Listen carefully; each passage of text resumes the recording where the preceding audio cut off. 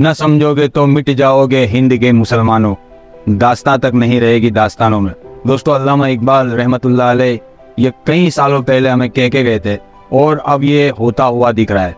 दोस्तों, अगर हमारी जाति तौर पर हम पे कोई अटैक होता है तो मुसलमान को कोई एतराज नहीं, हमें मार दो, काट दो, हमें खत्म कर दो, कोई एतराज नहीं होगा। लेकिन हमारी हदीस और हमारे कुरान के साथ, हमारी शरीयत के साथ प्लीज रिक्वेस्ट है, तमाम गवर्नमेंट के बड़े बड़े उद्देदारों से रिक्वेस्ट है, तमाम मुसलमान के उद्देदार जो हमारे मसीहा बन के बैठे हैं और वो भी इस वक्त खामोशी के साथ ये तमाशे देख रहे हैं, उनसे रिक्वेस्ट है कि प्लीज हमें मार दीजिए, हमारी जान ले लीजिए, लेकिन हमारे इस्लाम और इस्लाम के कायदे कानून को गलत बयानी के साथ दुनिया के सामने पेश न करिए। दोस्तों, मैं बात करूंगा हम दो हमारे 12 ऐसी एक मूवी जो हिंदुस्तान में उसका ट्रेलर लॉन्च हो चुका है, लेकिन किसी भी मुसलमान को इससे कोई फर्क नहीं पड़ रहा है। दोस्तों, वीडियो पहले देखिए, क्लिप देखिए, उसके बाद आगे मैं बात करूंगा। 223 में अल्लाह फरमाता है, तुम्हारी औरतें तुम्हारी खेती हैं, आओ और जिस तरफ ही चाहो अपनी मर्जी से इन पर खेती करो और अपने लिए नेक अमल आगे भेजो। इस ट्रेलर के अंदर आपने देखा होगा कि एक शख्स जो मस्जिद का एक इमाम बनकर बुखारी शरीफ की हदीस पढ़ रहा है, वो हदीस बिल्कुल भी इसका कोई, ये जिस तरीके से बता रहा है, इसका कोई ताल्लुक नहीं है। दोस्तों, ऐसी हदीस है, लेकिन इसको एक्स मुस्लिम जो आजकल पैसों के चक्कर में मुसलमानों की बुराई करते हुए आपको यूट्यूब पे दिखते होंगे, जैसे कि साहिल एडम्स और समीर, ऐसे तमाम जफर हेरिटिक, ऐसे तमाम एक्स मुस्लिम जो पेड पैसा लेकर किसी और के लिए काम कर रहे हैं, किसी एक कम्युनिटी को खुश करने के लिए वो मुसलमानों की बुराइयां करते हैं और मुसलमानों की हदीसों को तोड़ मरोड़ के दुनिया के सामने पेश करते हैं। और ये उनका दावा रहता है कि इस्लाम के अंदर इतनी बड़ी बड़ी गलतियां हैं और इसलिए उन्होंने इस्लाम छोड़ा। लेकिन करोड़ों की तादाद में जो मुसलमान बने हैं, उसको इस्लाम ये सिखा रहा है कि आप मुसलमान बनकर आ तो गए हो हमारे धर्म के अंदर, लेकिन आपने जो पीछे इस्लाम से पहले जो आपका धर्म था, उसकी कोई भी बुराई इस्लाम में आने के बाद आपको नहीं करनी है। और ये आप किसी के भी मुंह से नहीं सुनेंगे जो न्यू मुस्लिम बना है। दोस्तों, मैं आपको क्लियर तौर पर बताना चाहता हूँ कि ये सारे प्रोपोगंडा की तरफ ले जाने की एक साजिश है। इसके अंदर इस शख्स ने जो ये कैरेक्टर है जिसने ये बातें कही है, उसकी ओरिजिनल हदीस क्या है, ये मैं आपको मुफ्ती यासिर नदवी साहब के एक वीडियो क्लिप के जरिए इस हदीस का भी मैं खुलासा आपको एंड में दिखा दूंगा। लेकिन उस पर से जो मेरी आपत्ति है और मैं जो आपसे कहना चाहता हूँ, मेरी जो अपील है वो ये है कि आप इस बार बाइकआउट, बैन, फैन, ये फलाना ढिमका छोड़िए।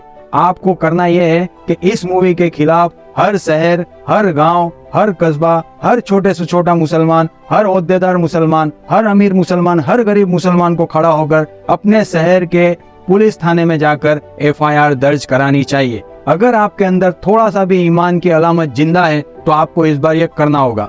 नहीं तो अगर इस चीज को यहाँ नहीं रोका गया तो आपके नबी के साथ, आपके अल्लाह के साथ, आपकी शरीयत के साथ, आपके कुरान को खत्म करने की ये जो साजिश चल रही है, ये चलती रहेगी और आप हमेशा की तरह हाथ पर हाथ रख के सबर सबर सबर करते रह जाओगे और ये आपके इस्लाम को इतना बदनाम कर देंगे एक दिन कि लोग आपका जीना हराम कर देंगे। दोस्तों, हमें मार दीजिए, हमें काट दीजिए, हमें जो करना है कर दीजिए, जो गुनाह करता है उसको उसकी सजा दीजिए, जो गलत काम करता है उसको उसकी सजा दीजिए। इसके खिलाफ कभी भी ना इस्लाम किसी को रोकेगा, ना मुसलमान किसी को रोकेगा। लेकिन हमारी शरीयत, हमारे कानून, हमारा इस्लाम, हमारी हदीसें, हमारे नबी, हमारे अल्लाह, मेहरबानी कर कर आप हमें हमारे हाल पर छोड़ दीजिए। दोस्तों, मेरी ये अपील है आपसे कि इस बार बाइकआउट से काम नहीं चलेगा। इन लोगों ने बहुत ही हद पार कर दी है। कश्मीर फाइल भी हमने बर्दाश्त कर ली, खैर उनके साथ नाइंसाफी हुई होगी, ये हमने मान लिया, हमें माफ करिएगा, उनकी सजा हमें ना दीजिएगा। जिन्होंने ये गुनाह किया है आप बिल्कुल उनको सजा दीजिएगा। केरला फाइल बिल्कुल फेक थी, दुनिया ने उसका सच देख लिया। लेकिन अब हम दो, हमारे 12, ये एक प्रोपोगंडा है जिसको हदीस, जिसकी आपने एक नकली एक्टर को इमाम बनाकर खड़ा कर कर आपने कहलवाई है, लिहाजा ये बर्दाश्त के बाहर है। तो मुसलमानों से मेरी अपील है कि दोस्तों, अब तो आपके अंदर का ईमान जगाइए। कल मरोगे तो अल्लाह के सामने क्या जवाब दोगे? बहुत बिरयानी खा ली, बहुत फार्म हाउस घूम लिए, बहुत नाच लिया, बहुत गा लिया। अब अपने ईमान के लिए छोटी सी अपील, कानून के दायरे में रहकर, कानून को हाथ में लेने का यहाँ पर कोई किसी को नहीं कह रहा, लेकिन कानून के दायरे में रहकर, संविधान के ऊपर भरोसा रखकर, हमारे नेताओं पे, हमारी सत्ता पे हमको भरोसा रखकर, सुप्रीम कोर्ट जज सुप्रीम कोर्ट, हाई कोर्ट और हमारी पुलिस पर भरोसा रखकर FIR जरूर करिएगा। ये अपील मैं आप तमाम मुसलमानों से कहना चाहता हूँ। हमारे नबी पर आँच आने वाली, हमारे कुरान की हदीसों को तोड़ मरोड़ के दुनिया के सामने पेश करने वाली चीजें हमें बर्दाश्त नहीं करनी चाहिए। हम सबको मिलकर आवाज उठानी चाहिए, यही मैं अपील करता हूँ। अब मैं आपको इस वीडियो के जरिए आपको दिखाना चाहता हूँ कि असल में ये हदीस जिसने पढ़ी है उसका मकसद और मतलब क्या है, इसको क्या तोड़ मरोड़ के पेश किया है, यह आप इस वीडियो क्लिप में जरूर देखिए।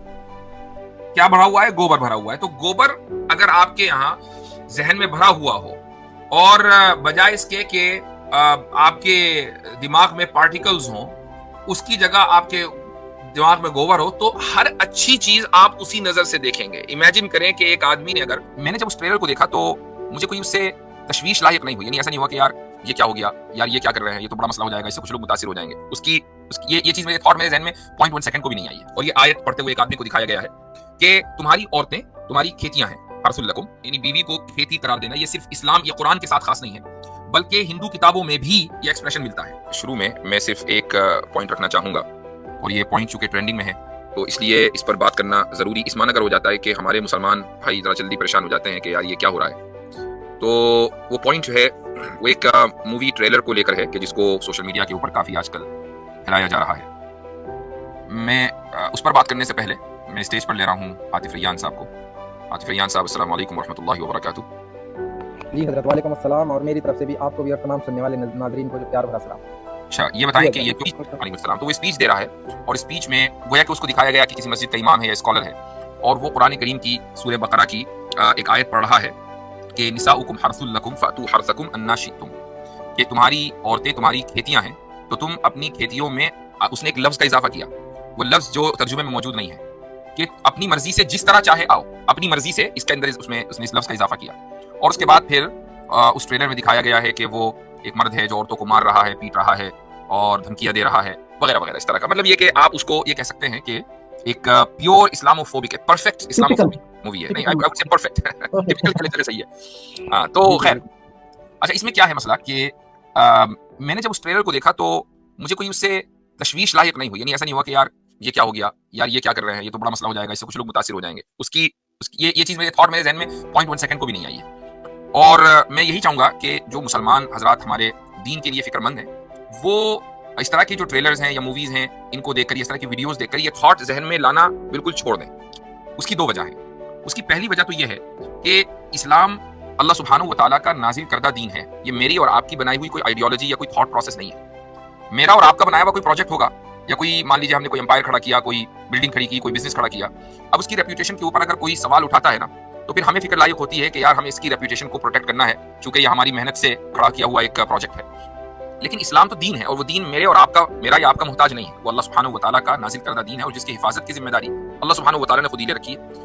वो हमारे ऊपर डिपेंड नहीं करता है, हमें इस्तेमाल करता है अल्लाह ताला, वो एक अलग बात है। जाहिर है कि दीन हमारे लिए है, तो लेकिन हमारे ऊपर मौकूफ और डिपेंडेंट नहीं है। तो जब ये बात है तो कोई कितना ही दीन को बदनाम करने की क्यों ना कोशिश कर ले, दीन बदनाम हो जाए ये मुमकिन नहीं है, ये पॉसिबल नहीं है। अब ये थी मौलाना मुफ्ती यासिर नदीम गजदी साहब की बुखारी शरीफ की हदीस, जिन्होंने इनका खुलासा और पूरी डिटेल आपको दिखा दी। लेकिन हमारे इस्लाम को बदनाम करने की ये साजिश, और अन्नू कपूर जी इस मूवी का मेन कैरेक्टर है, वो ये कहता है कि ये क्या बोलते हैं उसको, हिंदुस्तान की जो जनसंख्या है उस पर नियंत्रण करने के लिए ये मूवी बनाई। तो भाई इस तरीके की इस्लाम को अगर आप फेक देखना चाहो तो आप विकिपीडिया पर जाके देख लीजिए। मुसलमान और बाकी की इस हिंदुस्तान के अंदर जो कम्युनिटी है उसके अंदर पर पर्सन कितनी बढ़ोतरी हो रही है, बड़ा एक कांटे का टक्कर है दोस्तों। जितने बच्चे मुसलमान पैदा कर रहा है उतने ही दूसरी कम्युनिटी के लोग भी उतने ही पैदा कर रहे हैं। लेकिन इस मूवी के जरिए ये बताया जा रहा है कि मुसलमान ही ज्यादा बच्चे पैदा करता है। दोस्तों ये बिल्कुल हमारे साथ नाइंसाफी है, हमें बदनाम करने की ये साजिश है। दोस्तों औरतों को इस मूवी के अंदर ये दिखाया गया है कि मुसलमानों की गुलाम बनी है। फोटो के अंदर ये दिखाया गया है, इनके पोस्टर लॉन्चिंग के अंदर लोग ने दिखाया गया है कि औरतों के मुंह सिले हुए हैं, वो मर्दों के सामने कुछ नहीं बोल सकती मुसलमानों की, और गुलाम बनकर और एक यूज एंड थ्रो वाली जिंदगी जीकर मुसलमानों के साथ ये अपनी जिंदगी बसर करती है। लेकिन मैं इन नादानों को बताना चाहूंगा कि जिस टाइम पे हमारे प्यारे आका मोहम्मद रसूलुल्लाह सल्लल्लाहु अलैहि वसल्लम 1400 साल पहले इस दुनिया में जब न थे, जब उनको अल्लाह ने नहीं उतारा था, तब औरतों की हालत मैं आपको दिखाता हूँ क्या थी। तो सुन लो, ए लोगों, तुम जो मुसलमानों को, इस्लाम को बदनाम करने वाले जो कहते हैं कि औरत को इस्लाम के अंदर गुलाम बना के रखा जाता है, तो मैं ये कहता हूँ कि यूरोप के अंदर विच हंटिंग के नाम पर औरतों को मारा जाता था। रोम के अंदर औरतों को गुलाम बना के रखा जाता था। और हमारे हिंदुस्तान की बात करें तो सती प्रथा थी, बाल विवाह था। बच्चा जब लड़की जब पैदा होती थी तो उसको दूध के अंदर डुबा के मार दिया जाता था। सती प्रथा ये थी कि अगर किसी का शोहर यानी उसका मर्द मर जाता था तो उसकी बॉडी के साथ उस औरत को भी जला दिया जाता था। लड़की अगर पैदा होती है तो गला घोंटकर, अभी भी वो सिलसिला जारी है। जाके आप गांव के अंदर देख लो, एक कौम के अंदर लड़की पैदा होने के साथ उसको मार दिया जाता है। लेकिन मोहम्मद रसूलुल्लाह सल्लल्लाहु अलैहि वसल्लम की आमद के बाद, नबूवत के बाद, ये सारी तमाम गंदगी, तमाम औरतों के साथ जो अन्याय होते थे वो हमारे नबी और सिर्फ हमारे नबी करीम सल्लल्लाहु अलैहि वसल्लम ने हमारे माँ बहनों और दुनिया की तमाम औरतों के साथ इंसाफ का काम किया है। दोस्तों, ये एक लौती शख्सियत है दुनिया के अंदर पैदा होने वाली, जिन्होंने औरतों के हुकूक इतने बढ़ा दिए कि कह दिया कि अगर आपकी माँ नाराज है तो आपको जन्नत नहीं मिल सकती। अगर आपके घर में पहली बेटी पैदा होती है तो अल्लाह उसकी रोजी का इंतजाम खुद करता है। दूसरी बेटी पैदा होती है तो अल्लाह उसकी रोजी की जिम्मेदारी खुद ले लेता है। और कहा जाता है, कुरान और हदीस से ये कहा जाता है कि जब माँ अपने बच्चे के लिए दुआ करती है तो दुआ जरूर से जरूर कबूल होती है। माँ को अगर बच्चा मोहब्बत की नजर से देख लेता है तो उसको हज पढ़ने का सवाब दिया जाता है। दोस्तों, ये तमाम चीजें औरतों के लिए अल्लाह ने दी है।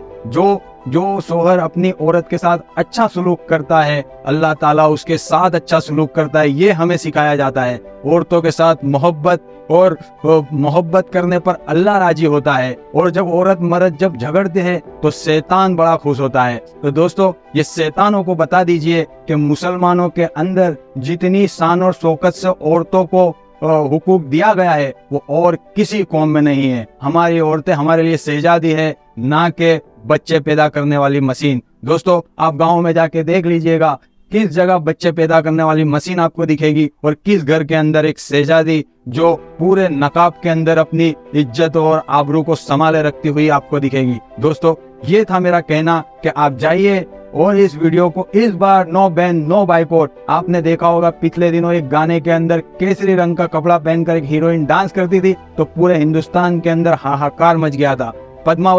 पद्मावती के अंदर एक हीरोइन का नाम सिर्फ किसी कास्ट के चलते मैचिंग हुआ तो उसके डायरेक्टर और प्रोड्यूसर को मारा गया। लेकिन यहाँ तो आपके गिरेबान के ऊपर हाथ डाला गया है। दोस्तों, आपके इस्लाम के ऊपर हाथ डाला गया है। इस बार no boycott, no ban, only for FIR। दोस्तों, मैं आपसे अपील करता हूँ, आपको अल्लाह का वास्ता देता हूँ, आपको नबी का वास्ता देता हूँ कि इस फिल्म को रिलीज किसी हालत में नहीं होने देना है। दोस्तों, यही था मेरा कहना। अस्सलाम वालेकुम।